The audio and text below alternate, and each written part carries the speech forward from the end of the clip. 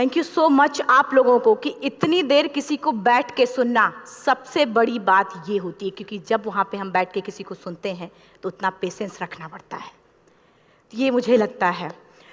और एक्चुअली मैं 26 साल की हूँ। 2011 में चलती ट्रेन से मुझे कुछ बदमाशों ने, मैं वॉलीबॉल चैंपियन भी रह चुकी हूँ, 2011 में चलती ट्रेन से मुझे बदमाशों ने एक गोल्ड चेन पहनी थी, चलती ट्रेन से मुझे उठा के बाहर फेंक दिया था। लखनऊ से दिल्ली आ रही थी मैं।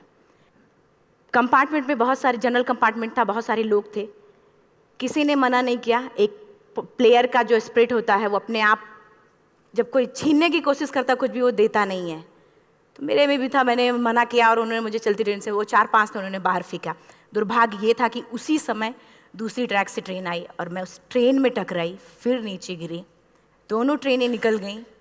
कुछ देर बाद मैंने हाथ को ऐसे रख के उठने की कोशिश किया तो देखा कि मेरा पैर कट चुका था। थाई को उठा के देखा, मेरा पैर ऐसे जीन्स में लटका हुआ था, ब्लड फोर्सफुली निकल रहा, दूसरे पैर की हड्डियाँ टूट टूट के बाहर निकल चुकी थी। पूरी रात मैं चिल्लाती रही ट्रैक पे, छोटे छोटे पत्थर होते ऐसे चिल्लाती रही कि कोई बचा ले, कोई नहीं आया बचाने। और जब पूरी रात चिल्लाते चिल्लाते इतना कि मुझे दिखाई भी देना बंद हो गया, जब ट्रेन आता था तो वाइब्रेट होता था। इतना ही नहीं, फ्री का इनविटेशन भी लोगों को मिल गया था, कुछ लोगों को।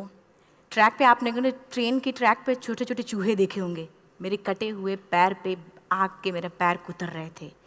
मैं ब्रेन कॉन्शियस मेरा पूरा काम कर रहा था मेरे, लेकिन बॉडी में कोई भी मूवमेंट नहीं था।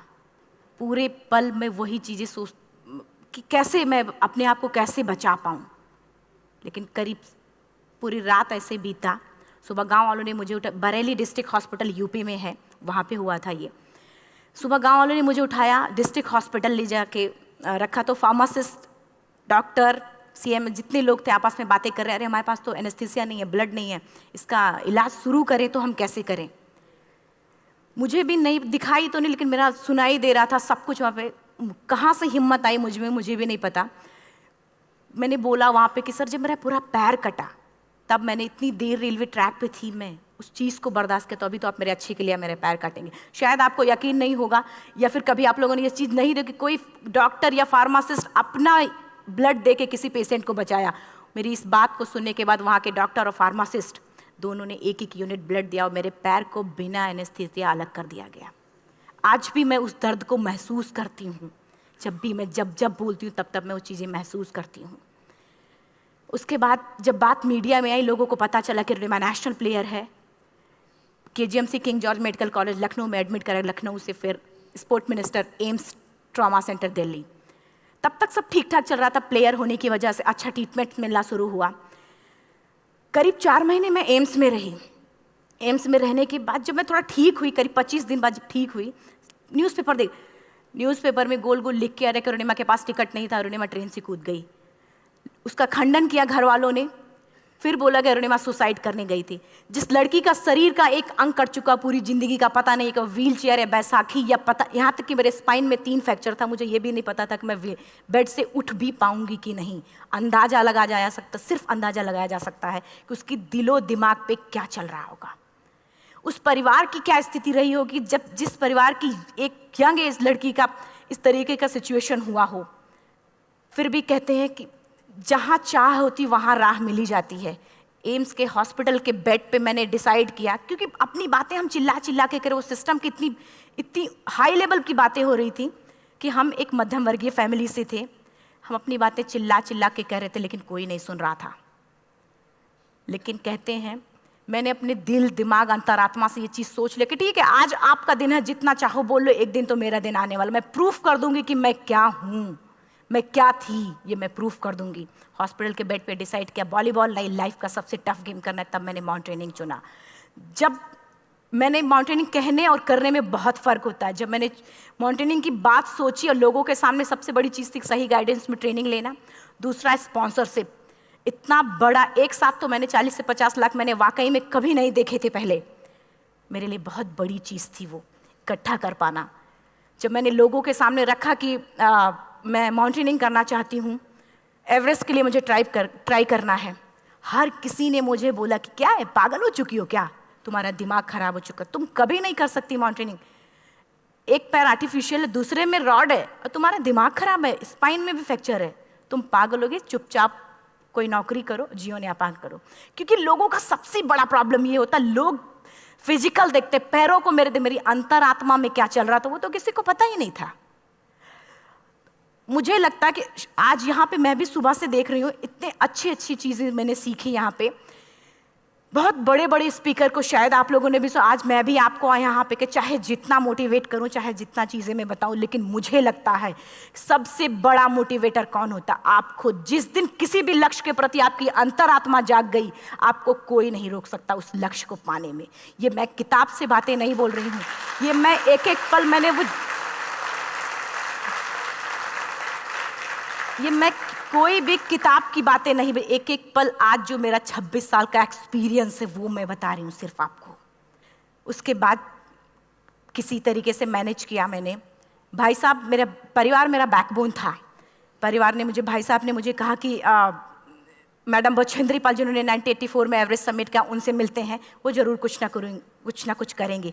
हॉस्पिटल से निकलने के बाद मेरे राइट लेग में स्टिचेस लगी थी। मैंने डायरेक्टली घर जाने की बजाय, जब लोग ये सोचते हैं कि मुझे अपना जीवन यापन कैसे करना है, जब लोग ये सोचते हैं कि मुझे अपनी ज़िंदगी के मेरे दिमाग में सिर्फ 2 चीज़ें चल रही थी, मुझे इनका जवाब कैसे देना है और एवरेस्ट समिट कैसे करना है। फर्स्ट तुरंत गए बछेंद्री मैम के पास। जब मिले, मैम ने फर्स्ट टाइम जब मुझे देखा तो उन्होंने कहा, अरुणिमा, उनकी आंखों में आंसू आ गए। उन्होंने बोला, अरुणिमा, तूने ऐसी हालात में एवरेस्ट जैसे दुरूह पहाड़ के बारे में सोचा तो तूने अपने अंदर तो एवरेस्ट फतह कर लिया, अब तो सिर्फ लोगों के लिए। मेरे परिवार को छोड़ के बाहर की पहली ऐसी महिला थी जिन्होंने मुझ पे भरोसा किया था कि हाँ अरुणिमा, तुम कर सकती हो। मेरे लिए वही बहुत बड़ी चीज़ थी। प्लानिंग भी कर ली, मैम भी मिल गई, सब हो गया। लेकिन जब उतरते हैं फील्ड में तब पता चलता कि हम क्या हैं। रोड हेड से मैं पहुंच गई। मैडम ने कहा कि ठीक है, तुम्हारे कहने, तुम्हारे सोचने से कुछ नहीं होगा अरुणिमा, प्रूफ करो कि कर सकती हो। मैंने कहा बस एक मौका चाहिए मुझे।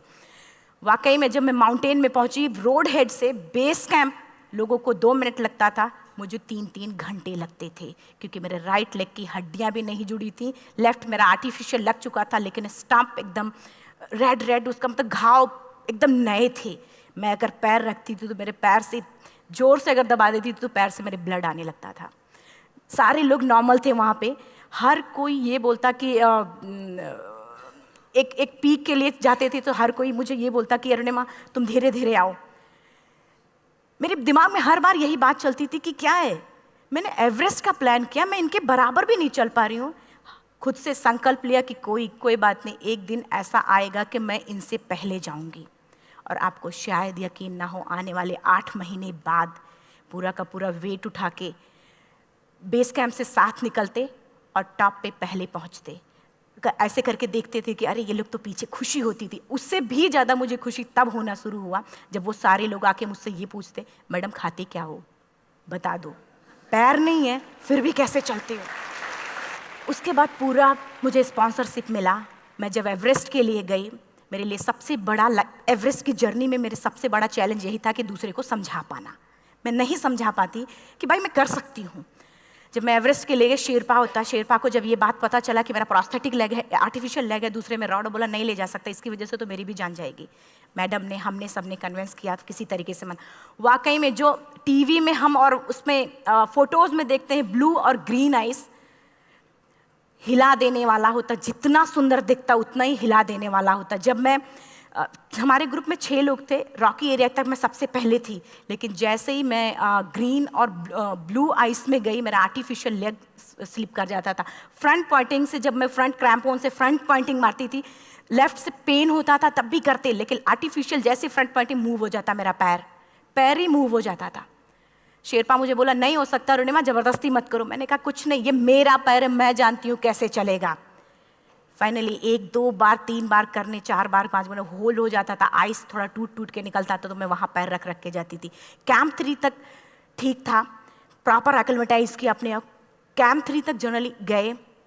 बात जब कैंप 3 के ऊपर की होती है, साउथ कोल समिट, अच्छे माउंटेनियर, अच्छे दिलेर के हौसले धरे के धरे तब रह जाते हैं जब अपनी आंखों के सामने किसी को मरता देखता है, और दिमाग में बात, जब जिसको डिसीजन मेकिंग, और जब दिमाग में बातें जब ये आने लगती हैं कि अरे जिस चीज़ के लिए हम जा रहे हैं उसी चीज़ के लिए आदमी मर रहा है, इसी चीज़ के लोग लिए मर चुके हैं।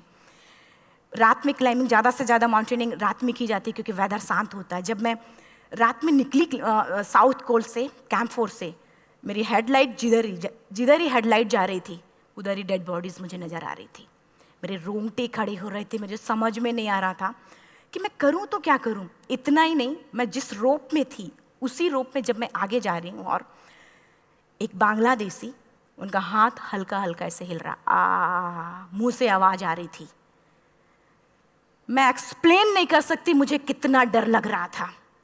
बार बार ये बार बार मन में आती, इसका ऑक्सीजन खत्म हुआ है, ये मर चुका है लास्ट सिचुएशन में, और हम कुछ नहीं कर पा रहे हैं, क्या करें। उसके बाद मैंने 10 से 15 मिनट सिर्फ मैं वहाँ खड़ी रही। मैंने सिर्फ इतना बोला कि अगर आप सभी में से सभी ने एवरेस्ट सबमिट कर लिया तब तो ठीक है, अगर नहीं सबमिट किया है मैं सबके लिए एवरेस्ट सबमिट करूँगी और जिंदा वापस जाऊँगी। क्योंकि जैसा हम सोचते हैं हमारी बॉडी उसी तरीके से जनरेट करना शुरू करती है। मैंने डेड बॉडी, क्योंकि जा ही नहीं सकते थे किनारे से, उसी रोप में वो एंकर है, डेड बॉडी को लांगी और लांग के जाना शुरू किया। हिलेरी स्टेप साउथ समिट के करीब जब मैं खुद पहुंची, मेरे शेरपा ने एक जोर से झटका मुझे दिया कि अरुणिमा वापस चलो, तुम्हारा ऑक्सीजन खत्म हो रहा है। हिलेरी स्टेप के बाद एवरेस्ट समिट है, थोड़ा चलने के बाद एवरेस्ट समिट है। अगर कोई आपसे ये बोले, आप अपने टारगेट के इतने करीब हो, अगर कोई आपसे ये बोले कि अरुणिमा वापस चलो, कैसा लगता है? मैंने भी यही बोला, सर क्या बोल रहे हो आप, मैं नहीं जाऊंगी वापस। बोला अरुणिमा जिंदगी रही, दोबारा ट्राई करना और एवरेस्ट समिट हो जाएगा दोबारा तुम्हारा। मैंने कहा नहीं, ये आप जिंदगी में गोल्ड चांस बार बार नहीं आते, लाइफ में कभी कभी आता है, ये आपके ऊपर आता, आप उसको पकड़ के रखते हो या फिर छोड़ देते हो। मैं अपना गोल्ड चांस कभी नहीं, क्योंकि मैं जानती थी मुझे स्पॉन्सरशिप बहुत मुश्किल से मिला, एक बार अगर मैं छोड़ देती दोबारा मुझे कभी नहीं मिलता। मैं बहुत अच्छी तरीके से जानती थी। मेरा फाइनली मुझे बछेंद्री मैम ने भी एक बार बात समझाई थी, मेरी माँ ने मुझे एक बात बताया था कि लाइफ में कभी कभी सिचुएशन ऐसी आती है जब सिर्फ आप अकेले होते हो, डिसीजन सिर्फ आपको लेना होता है। जहाँ पे भी होना, खड़े होकर हल्का सा पीछे मुड़कर देखना और ये सोचना कि आप एक एक कदम चल के यहाँ तक पहुँचे हो, सिर्फ अपना एक कदम आगे बढ़ाना, तुम देखना कुछ देर बाद तुम टॉप पे होगी। मेरे दिमाग में उनकी बातें वीडियो की तरह चल रही थी और सिर्फ एवरेस्ट का टॉप चल रहा था। मैंने शेरपा को पहले कन्विंस करने की कोशिश की कि भाई चल, कुछ नहीं होगा भाई चल। फाइनली जब वो नहीं माना, मैंने एक कदम आगे बढ़ाया, डिसीजन लिया कि नहीं जाना ही जाना है। आगे बढ़े, करीब 1 से 1.5 घंटे बाद मैं टॉप पे थी। और इतना ही नहीं, आज भी मैं जितनी बार बोलती हूँ उतनी बार मैं महसूस करती हूँ, मेरे रोंगटे खड़े हो जाते हैं, मेरा दोनों हाथ ऊपर करके जोर जोर चिल्लाने का मन कर रहा, कितनी जोर से चिल्लाऊं, इतनी जोर से चिल्लाऊं कि सबको बता दूं कि आज मैं टॉप ऑफ द वर्ल्ड पे हूं। उन लोगों को बता दूं जो लोग ये सोचते हैं, लड़की, दूसरे विकलांग, तीसरे मिडिल क्लास में, जो लोग एक बार हार के फिर दोबारा लड़ना नहीं चाहते, जो लोग हारने के बाद सोचते हैं कि हम दोबारा कुछ कर नहीं सकते, उन लोगों को मैं चिल्ला चिल्ला के टॉप से बताना चाहती थी कि नहीं, आप सब कुछ कर सकते हो, सिर्फ एक सोच की विकलांगता, हैंडीकैप आदमी यहाँ से होता है, यहाँ से नहीं। अगर यहाँ से जो आदमी विकलांग है तो नॉर्मल आदमी भी विकलांग है, जो अगर यहाँ से विकलांग है। चिल्ला चिल्ला के मैं बताना चाहती थी। मैंने शेरपा से कहा कि आप एक फ़ोटो खींच लो, क्योंकि सारे लोग फ़ोटो, अपना नेशनल फ्लैग का जो वैल्यू होती है ना, वो जब हम कहीं बाहर होते हैं तो पता चलता है। मुझे भी बहुत खुशी हो रही थी, फ्लैग को हग किया और बोला फ़ोटो खींचो। बोला पागल हो गई है, तेरा ऑक्सीजन कभी भी ख़त्म हो जाएगा, नीचे चल।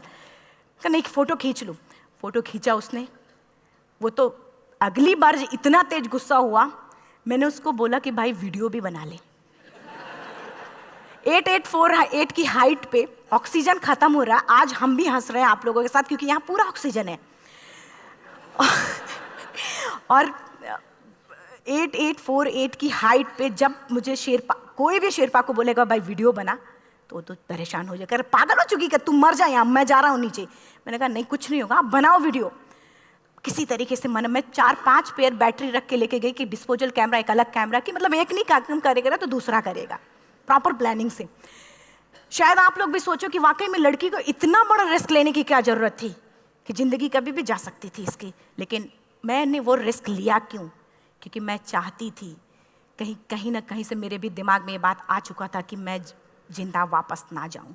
मैं चाहती थी कि अगर मैं जिंदा ना जाऊं तो ये वीडियो मेरे इंडिया शेरपा से मैंने यही बात बोली, ये वीडियो अगर मैं जिंदा नहीं जाती हूँ, ये वीडियो मेरे इंडिया पहुँचा देना, मेरे यूथ तक चला जाएगा। क्योंकि मैं चाहती थी कि 11 अप्रैल 2011 को मेरा एक्सीडेंट हुआ, 21 मई 2013 10:55 पे मैं टॉप ऑफ द वर्ल्ड पे थी। ऑलमोस्ट 1 से 2 साल के अंदर कैसे यहाँ से मैंने ये चीज़, मैंने कभी भी कामयाब होने के, मेरी वो जिंदगी बन चुकी थी, मेरा जुनून बन चुका था, मेरा पैशन मेरा जिद बन चुका था। वो मेरा सोते उठते बैठते सिर्फ मुझे एवरेस्ट दिखाई जाए। और मुझे लगता है किसी को भी अगर अपना लक्ष्य पाना है, यहाँ से अगर वो पागलपन जब तक नहीं आएगा तब तक नहीं होगा। वो फाइनली उसने वीडियो भी बनाया। आप बोल रहे फटाफट रोनिमा नीचे भागो। जब मैं टॉप पे थी तो कुछ लोग और भी थे, लेकिन 10:55 पे मैंने एवरेस्ट समिट, 11 बजे के बाद अगर कोई अटैम्प्ट करने की कोशिश करता है उसको सुसाइड अटैम्प्ट बोलते हैं। जैसे ही मैं नीचे चलना शुरू की, मैंने कहा भाई हाँ चल नीचे चलते हैं। ज़्यादा से ज़्यादा मौतें नीचे आते वक्त होती हैं एवरेस्ट पे। जब मैं नीचे आ रही हूँ, थोड़ा दूर ही मैं नीचे चली थी, मेरा ऑक्सीजन पूरी तरीके से ख़त्म। सिर्फ अंदाज़ा लगा सकता कि जब ऑक्सीजन ख़त्म हुआ क्या परिस्थिति रही होगी। मैं ऐसे नीचे गिर गई और शेरपा मुझे बोला कि रोनिमा मुझे यकीन नहीं था कि तू एवरेस्ट सबमिट कर पाएगी, लेकिन फिर भी तूने किया। मैं चाहता हूँ कि रोनिमा जिंदा चल, तू वापस उठ, खड़ी हो। मुझे खड़ा करने की वो कोशिश कर रहा था बार बार, मैं खड़ी नहीं हो पा रही थी, वाकई में दम ही नहीं था। लेकिन फिर भी कहते हैं कि जैसे हमारे नियम होते हैं वैसे ऊपर वाले के भी नियम हैं। उसकी लिस्ट में जब मेरा नाम नहीं है तो वो मुझे नहीं ले जा सकता। अगर दूसरी चीज़, मेरा कॉन्सेप्ट एकदम क्लियर हो चुका था। जब रेलवे ट्रैक पे मैं थी, रेलवे ट्रैक पे 7 घंटे में पड़ी थी, 49 ट्रेन अप डाउन हुई थी, तो मेरा कॉन्सेप्ट एकदम क्लियर हो चुका था। इसका मतलब है कि ऊपर वाले ने अगर मुझे कुछ बचाया है तो कुछ ना कुछ इतिहास रचने के लिए बचाया है। मैंने पॉजिटिव तरीके से सोचा। और उसी समय एक ब्रिटिश क्लाइंबर नीचे से ऊपर आ रहा था और उसके पास 2 ऑक्सीजन, तो उसने एक को वहीं फेंका और दूसरे को लेके नीचे जाना शुरू किया क्योंकि वेदर ख़राब था। मेरा शेरपा मुझे एंकर किया और जाने लगा नीचे, और वो फटाफट उसको लेके आए, मुझे लगाया। उसने बोला रोनिमा तू बहुत लकी है कि तुझे यहाँ पे ऑक्सीजन मिला है। वाकई में ऊपर वाला भी चाहता है कि तू जिंदा रहे। वो मुझे बार बार लकी लकी बोल रहा था। शायद आप लोग में से भी कोई होगा कि जो लक और भाग्य जैसी चीज़ों पे यकीन करता हो, या पता नहीं भी। मैं किसी की भावनाओं को ठेस नहीं पहुंचाना चाहती, लेकिन मैं इन किसी भी चीज़ों पे भरोसा नहीं करती, क्योंकि मेरा मानना है कि लक भी उसी का साथ देता है जिसके अंदर जीतने का जज्बा है। अगर आपके अंदर जीतने का जज्बा नहीं है, चारों तरफ सिर्फ बहाने होते हैं, सिर्फ बहाने, इतना सारा एक्सक्यूज़ होता है। शायद मैं भी अगर वापस आ गई होती तो मैं बोल देती मेरा ऑक्सीजन खत्म है, कोई मुझसे पूछने ना बचेंद्री मन, ना मेरा परिवार, कोई भी मुझे पूछने नहीं आता। लेकिन क्या कभी मैं अपने आप को समझा पाती? कभी नहीं। फाइनली जो भी था, लक भाग्य किस्मत में नीचे आ रही थी, बहुत खुश थी। माउंटेन, डेड बॉडीज, मेरा शेरपा, ये लोग थे। मैं किसी से शेयर भी नहीं कर पा रही थी कि अरे मैंने एवरेस्ट सबमिट किया, किसी से शेयर भी नहीं कर पा रहे थे। फटाफट मैंने नीचे हील मार के, हमारे से हील मार के नीचे आ रहे थे। एकाएक मेरा प्रोस्थेटिक लेग, पूरा का पूरा लेग ही निकल गया। -60 डिग्री तक टेम्परेचर डाउन हो जाता है एवरेस्ट पे।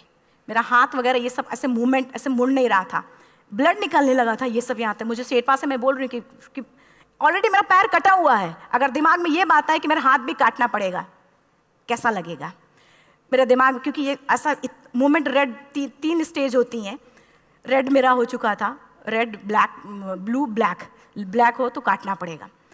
तो बार बार मैं बोल रही हूँ शेरपा से कि भाई हाथ मेरा कुछ हो रहा है, इसमें मूवमेंट नहीं हो रहा है, यहाँ सबसे ब्लड हो रहा है। बोला रोनिमा कुछ नहीं, जितना नीचे जाएंगे उतना अच्छा होगा। प्रोस्थेटिक लेग मेरा निकल चुका है, मैं रुकी हूँ, मेरा ऑक्सीजन चल रहा, बड़े मुश्किल से लक भाग्य किस्मत जो भी था मुझे मिला था। शेरपा मेरे आगे है, लास्ट मोमेंट तक वो मुझे बोलेगा, अगर वो मैं नहीं चलती वो मुझे छोड़ के चला जाए। गलती उसकी भी नहीं होती, क्योंकि वो क्या करे, क्लाइंबर की वजह से या तो अपनी जान वो भी दी, गलती उसकी भी नहीं है। लास्ट में मेरी आंखों से आंसू निकलने लगा। मैंने सोचा क्या करूँ अब, रोने अपने आप आंसू ने कहीं ना कहीं से आ ही जाता है। दूसरे पल मुझे समझ में आ गया कि रोने धोने से कुछ नहीं होगा। मैंने आंसू को पोंछा और रोप, जो मेरी रोप थी, रोप को पकड़ा, दूसरे हाथ से आर्टिफिशियल लेग को, पैर को घसीट के चलना शुरू हो गया, क्योंकि मेरे पास यही था। ये तो दूसरा था, गिव अप कर दो ही चीज़ थी। पैर को घसीट चलना शुरू हुआ। कुछ दूर नीचे चलने के आने के बाद रॉक था, उसमें घुसे, पैर को खोला, सही किया, फिर नीचे चलना। Camp 4 to summit to camp 4 3500 feet है, और इसमें टोटल जनरली लोग 16 से 17 घंटे में सबमिट कर लेते हैं। मुझे टोटल 28 घंटे लगे थे। हर माउंटेनियर, चाहे बाहर का या फिर इंडिया का, हर किसी ने ये मान लिया था कि अरुणिमा जिंदा वापस नहीं आएंगी। हर किसी ने ये चीज़ मान लिया था। लेकिन मुझे लगता, जब मैं वापस साउथ पोल पहुंची, जब मैं टेंट का जिप खोला, मैंने हर किसी ने कहा कि अरे तू यहाँ है, हम तो सब सोच लिए थे तू चली गई। हर किसी ने ये बोला था। फिर सब खुशी मना रहे थे हम सब। देखिए, ये सब बताने का मेरा सिर्फ एक मकसद था कि सब कुछ हम में है, हम जैसा चाहें वैसा कर सकते हैं। ऑलरेडी टाइम हो चुका है। मैं एक चार लाइन की पंक्ति सिर्फ बोलूँगी। मैं एक्चुअली, मेरा एम है कि मैं वर्ल्ड के जो कॉन्टिनेंट हैं, कॉन्टिनेंट के हाईएस्ट पीक समिट करूं। एशिया का एवरेस्ट हो चुका है, अफ्रीका किलिमंजारो हो चुका है, यूरोप का एल्ब्रुस हो चुका है। 23 नवंबर को मैं जा रही हूँ ऑस्ट्रेलिया हाईएस्ट पीक के लिए। बस आप लोगों की गुड विशेस चाहिए। और 4 लाइन, अभी तो इस बाज की असली उड़ान बाकी है, अभी तो इस बाज की असली उड़ान बाकी है, अभी तो इस परिंदे का इम्तहान बाकी है, अभी अभी मैंने लांघा है समुद्रों को, अभी तो पूरा आसमान बाकी है। Thank you so much. Thank you.